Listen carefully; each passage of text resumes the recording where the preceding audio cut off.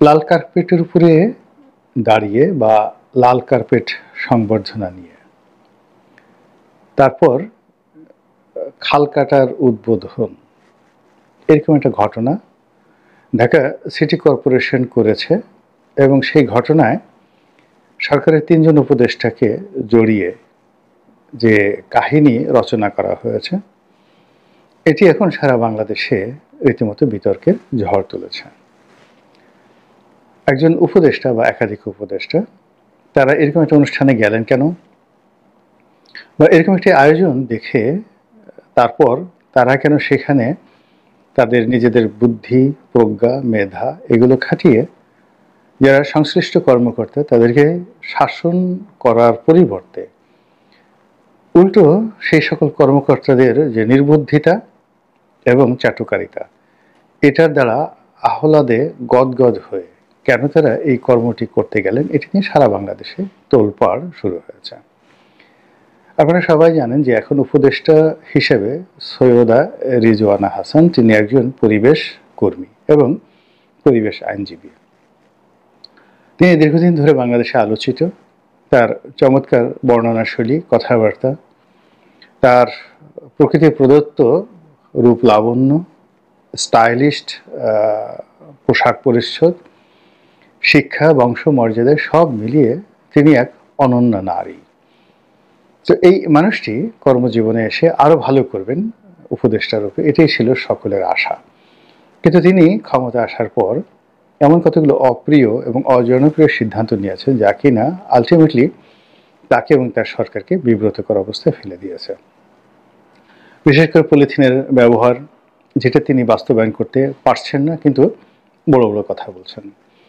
বিশেষ করে সেন্ট মার্টিনে ভ্রমণ নিষিদ্ধ করা এবং সেন্ট মার্টিনকে রক্ষা করার জন্য তিনি যে সকল কথাবার্তা বলছেন সেগুলোর কোনো বৈজ্ঞানিক ভিত্তি জনগণ খুঁজে পায়নি এবং এই কারণে তাকে নিয়ে সবাই ট্রল করছে। এরপর সরকারের অনেকগুলো বিষয় নিয়ে তিনি বেশ কয়েকবার কথাবার্তা বলতে গিয়ে বিব্রতকর অবস্থায় পড়েছেন এবং সরকারকেও বিব্রতকর অবস্থার মধ্যে ফেলেছেন। তো সেই রেজওয়ানা আরও 2 জন উপদেষ্টাকে নিয়ে, কাদেরকে নিয়ে গেছেন আমি জানি না, শুধু পত্রপত্রিকার নাম এসেছে। তো দেখা গেল যে ঢাকার একটি খাল তারা উদ্ধার করবেন। খালটি ময়লা আবর্জনা থেকে শুরু করে যে সকল ড্রেনের যে পয়ঃনিষ্কাশন, সেই পয়ঃনিষ্কাশন সেই খাল দিয়ে প্রবাহিত হয়। এখন এই খালের যে পানি, সেই পানিটার সঙ্গে আলকাতরার কোনো পার্থক্য নেই, বরং আলকাতরার মধ্যে কোনো জীবাণু আছে বলে আমার জানা নেই, কিন্তু এই খালের পানিতে যদি কোনো, যাকে বলা হয় একেবারে সবচেয়ে প্রকৃতির সহনশীল প্রাণীকে ছেড়ে দেওয়া হয়, তো তারাও এখানে একটা ডুব দিলে মরে যাবে, এরকম বিশ্রী একটা খাল। এখন সেই খালটি খনন করা হবে। খনন করার জন্য সেখানে বিশাল প্রমাণ সাইজের একটি ভেকু সেখানে স্থাপন করা হয়েছে এবং সেটি আস্তে আস্তে আস্তে আস্তে ভাসতে থাকবে, ভাসমান ভেকু। তো ভাসমান ভেকু, এবং সেই ভেকুটা চালানোর জন্য সেখানে অত্যন্ত পাওয়ারফুল একটি মেশিন আছে।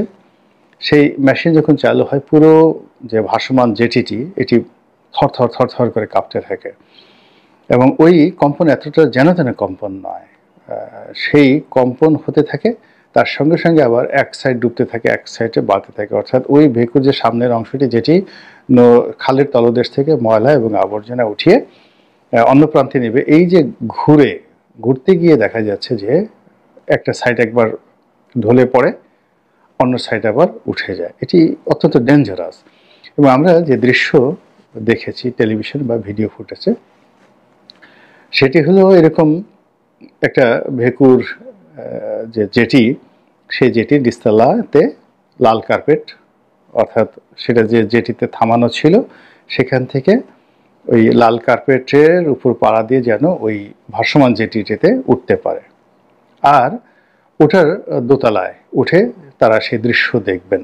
আর সেই দৃশ্য দেখবেন, তো এখন সেখানে দেখলাম যে যখন এই মেশিনটা চালানো হচ্ছিল বা যখন ওই তলদেশ থেকে কিছু ময়লা তোলার চেষ্টা করা হচ্ছিল, তখন ওটা এতটা কম্পন হচ্ছিল যে উপদেষ্টারা আত্মরক্ষার জন্য একদিকে একজনে রেলিং ধরেছিলেন, তারপর তিনি নিরাপত্তা পাচ্ছিলেন না, আরেকজনের হাত ধরেছিলেন এবং একটা বিশ্রী অবস্থা সেখানে তৈরি হয়েছে। এখন প্রশ্ন হলো যে এই ধরনের লোক দেখানো জিনিস আদৌ এই বিপদের সময় বা এই অন্তর্বর্তীকালীন সরকারের যে বিতর্ক, সেই বিতর্কের যে সময়টিতে এরকম কাজ করার দরকার ছিল কিনা। প্রথমত এই সকল নদী পরিষ্কার করার জন্য যে প্রযুক্তি বা এই ধরনের খাল উদ্ধার করার জন্য প্রযুক্তি, এটি এখনো পর্যন্ত বাংলাদেশে আসেনি। আমরা দুটো বিখ্যাত সাইগল নদী রয়েছে ভিয়েতনামে, এটা একসময় হোসিমিন সিটির এই নদীটি একসময় পুরো নষ্ট হয়ে গিয়েছিল। আর টেমস নদীটাও কিন্তু ইংল্যান্ডের এভাবে নষ্ট হয়ে গেছিল আমাদের বুড়িগঙ্গার মতো। সেই নদীটি কিভাবে ফিরিয়ে আনা হয়েছে এটা মোরালেস আমরা জানি। আর আমাদের এই নদীর তলদেশে যে বর্জ্যগুলো রয়েছে, তারপর যেভাবে বর্জ্য ফেলা হচ্ছে, এই পুরো প্রক্রিয়াটা একটা চেইনের মতো কাজ করছে। এটি পরিষ্কার করার জন্য প্রায় 40 কোটি টাকার একটা বাজেট, বুড়িগঙ্গা পরিষ্কার করার জন্য একটা বাজেট আওয়ামী লীগ সরকার আমলে হয়েছিল। এবং এই যে একটা ট্যাক্স ফোর্স, সেটা শাহজাহান খান যে তৎকালীন মন্ত্রী, তার নেতৃত্বে একটা ট্যাক্স ফোর্স হয়েছিল। তখন আমরা এরকম নাটক দেখেছিলাম যে বুড়িগঙ্গার তলদেশ থেকে এইভাবে সেই ভেকু দিয়ে ময়লা আবর্জনা উঠানো হচ্ছে। এখন এই যে কর্মকাণ্ডটি, এখানে 40 কোটি টাকা মূলত বুড়িগঙ্গাতে ফেলে দেওয়া হয়েছে। বুড়িগঙ্গার কোনো উন্নয়ন হয়নি, এটা হবেও না।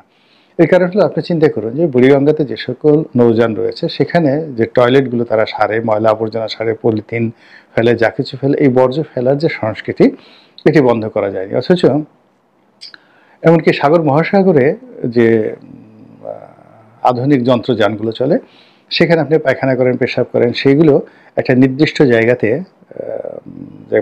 ওইগুলো জাহাজের মধ্যে একটা আলাদা ড্রেন সিস্টেম রয়েছে, ওইগুলো কখনো সাগরের পানিতে মিশতে দেওয়া হয় না। একইভাবে যে সকল বড় বড় পর্যটন সিটি রয়েছে, যেখানে নদী রয়েছে, বিশেষ করে আপনি সিঙ্গাপুর যান, মালয়েশিয়াতে যান, জোহর বারুতে যান, সেখানে আপনি দেখবেন যে সেই নদীর মধ্যে যে সকল নৌযান চলাচল করে, আমরা যেভাবে ডাইরেক্ট আমাদের প্রাকৃতিক কর্মের যে বর্জ্য, সেই বর্জ্যগুলো নদীতে আমরা অপসারণ করি, যেটি অন্য দেশে হয় না। কিন্তু আমাদের দেশে নদ নদীতে, সারা বাংলাদেশে এই বর্জ্যগুলো বিভিন্নভাবে, অর্থাৎ যে সকল নৌযান চলে তাদের মানে মোবিল, পেট্রোল, তাদের খাবারের বর্জ্য, মানব বর্জ্য, তারপর শেষে পেটের বর্জ্য, সবগুলো নদী নালাতে নিঃসরণ করা হয়। এই হলো এক। দুই নম্বর হলো যে আমাদের ঢাকা শহরে বা অন্যান্য জেলা শহরগুলোতে যে ড্রেনেজ সিস্টেম রয়েছে, সেই ড্রেন থেকে যে সকল ময়লা আবর্জনা বের হয়, সেগুলো সরাসরি ডাইরেক্ট নদীতে গিয়ে মিশে। এবং অন্য দেশগুলোতে যাওয়া হয়, এগুলোকে প্রক্রিয়াজাত করে ওয়েস্ট, যেটা একেবারে সলিড ওয়েস্ট, যেটা সেটাকে আলাদা করা হয়, আর পানিটা শুধুমাত্র নদীতে ফেলা হয় এবং সেই পানিটা এমনভাবে ফেলা হয় যেন সেই পানিটা খাওয়া যায়, খাওয়ার উপযুক্ত পানি, এইভাবে করা হয়। কিন্তু আমাদের বাংলাদেশে দেখুন কোনো নদ নদীতে এরকম ব্যবস্থা নেই। তো এখন ঢাকা শহরের যে টোটাল বর্জ্য, মানব বর্জ্য, নদীতে যে সকল বর্জ্য, তার সঙ্গে সঙ্গে মিল কারখানার বর্জ্য, এইগুলো বাংলাদেশের নদী, নালা, খাল, বিলকে দূষিত করে ফেলছে। ফলে কম্বাইন্ড একটি ব্যবস্থা না নিয়ে আপনি যদি একটা খাল খনন করেন বা খালের ওই ময়লা আবর্জনাগুলো সরান এবং এখানে যদি 2, 4, 5 কোটি 10 কোটি টাকা খরচ করেন, 6 মাস পরে, 1 বছর পরে ওটা আবার আগের পর্যায়ে চলে আসবে। তো রেজওয়ানা হাসান সব কিছু বুঝেন, এই জিনিসটা তিনি বুঝেন না, আমার কাছে মনে হচ্ছেন না। এবং সেই কাজগুলো তিনি করার জন্য কেন উদগ্রীব? যে কাজে কোনো ফল আসবে না, সে কাজে কেন অর্থ ব্যয় হবে? যে কাজে কোনো বাহবা পাওয়া যাবে কিন্তু আলটিমেটলি প্রকৃতির কোনো উপকার হবে না, সেই কাজ কেন তিনি করতে গেছেন? এটি নিয়ে মানুষ কিন্তু ট্রল করছে। দ্বিতীয়ত, এরকম একটি কর্মকাণ্ডের সঙ্গে লাল গালিচার কী সংবর্ধনা বা লাল গালিচার কী সম্পর্ক, এটা আমরা এখন পর্যন্ত বুঝতে পারছি না। সিটি কর্পোরেশনের পক্ষ থেকে বলা হয়েছে যে তাদের নিরাপত্তার জন্য ওখানে লাল কার্পেট দেওয়া হয়েছে। এটি একেবারে নির্বোধের মতো একটি কথা, বেকুবের মতো একটি কথা, এবং এই কথার জন্য যে কর্মকর্তা কথা বলেছেন তার আমি মনে করি শাস্তি হওয়া উচিত। এখানে প্রথমত এরকম একটা জায়গাতে উপদেষ্টাদেরকে নেওয়াটাই ঠিক হয়নি। এর কারণ হলো যে ওখানে তাদের লাইফ জ্যাকেট ছিল না, মাথায় হেলমেট ছিল না, এমনকি কোনো কারণে যদি তারা ওই খালের মধ্যে পড়ে যেতেন, নাকানি চুবানি খেতেন, ওই পানির মধ্যে একটা বিশ্রী অবস্থার সৃষ্টি হতো। তো সেই রকম পরিবেশ থেকে এদেরকে বাঁচানোর জন্য কোনো রকম ব্যবস্থাই কিন্তু যারা আয়োজক তারা নেননি। অধিকন্তু এখন ট্রল হচ্ছে, কেউ বলার চেষ্টা করছেন যে সারা বাংলাদেশে যেখানে উপদেষ্টারা হেলিকপ্টারে করে ঘুরে বেড়ান, সেখানে এরাও তো হেলিকপ্টার করে যেতে পারতেন, কিংবা 3 জনের জন্য 3টা ড্রোন আমদানি করে সেই ড্রোনের উপর বসিয়ে তাদেরকে সেই খাল খনন পর্যবেক্ষণ করা যেত। তো এই যে ট্রল, এগুলো খুবই আপত্তিকর এবং এগুলো খুবই হৃদয় বিদারক। এর কারণ হলো বড় মানুষকে নিয়ে বড় কথাবার্তা হবে। তাদেরকে নিয়ে যদি ছোট ছোট কথাবার্তা হয়, তাদেরকে নিয়ে যদি অশ্লীল অশ্রাব্য কথাবার্তা হয়, তাহলে দেশের আর অ্যাডমিনিস্ট্রেশন বলে কিছু থাকে না, আইন কানুন থাকে না, ভক্তি শ্রদ্ধা থাকে না। তো রাজকীয় পদগুলো, বিশেষ করে সরকারি পদগুলো, এগুলোতে যদি ভক্তি শ্রদ্ধাই না থাকে, তাহলে এই পদে থেকেই লাভ কি? আর এই পদে আমাদের রাষ্ট্রীয় অর্থ ব্যয় করে বিভিন্ন লোকদেরকে সংভং করার জন্য কেন এদেরকে এখানে রাখতে হবে? এই প্রশ্নগুলো কিন্তু এখন চলে আসছে। তো কাজেই যারা সম্মানিত উপদেষ্টা রূপে আছেন, তারা এই কাজের বিষয়ে প্রথমত তদন্ত যদি তারা করেন, দায়ী ব্যক্তিদেরকে কিছুটা হলেও শাস্তি দেন এবং আগামীতে এই ধরনের কর্মকাণ্ড করার আগে 10 বার যেন চিন্তা করেন, সেক্ষেত্রেই হয়তো তারা তাদের মান সম্মান ইজ্জত আবরু রক্ষা করতে পারবেন। আদারওয়াইজ বাঙালির যে ট্রল করার ক্ষমতা, এই ট্রল করার ক্ষমতা দ্বারা তারা মারাত্মকভাবে ক্ষতিগ্রস্ত হবেন। আল্লাহ আমাদের সবাইকে হেদায়েত দান করুন এবং হেফাজত করুন।